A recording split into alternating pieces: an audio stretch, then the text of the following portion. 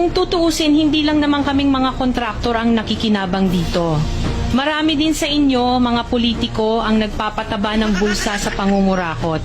Ang totoo, may hati-hati yan mula sa pinakamataas hanggang sa mga nasa gilid lang ng sistema.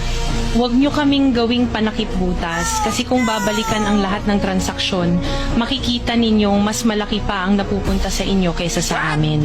Lahat tayo alam ang laro, pero pag nahuhuli, kami lang ang tinuturo at pinarurusahan.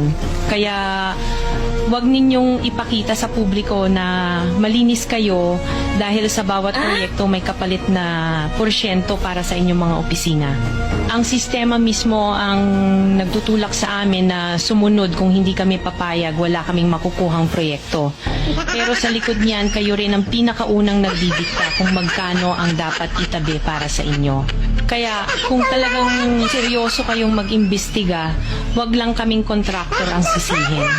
Tingnan ninyo rin ang mga pangalan na nakaupo ngayon sa mga komite, sa mga ahensya, at lalo na sa mismong mga nagpapalakad ng gobyerno. Dahil sa totoo lang, pare-pareho tayong nasa iisang lamesa, iba-iba lang ang laki ng parte na nakukuha.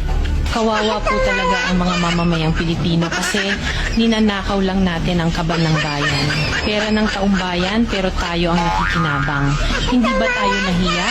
Ang mga mahihirap mas lalong naghihirap. Kaya tama na ang pangungurakot natin.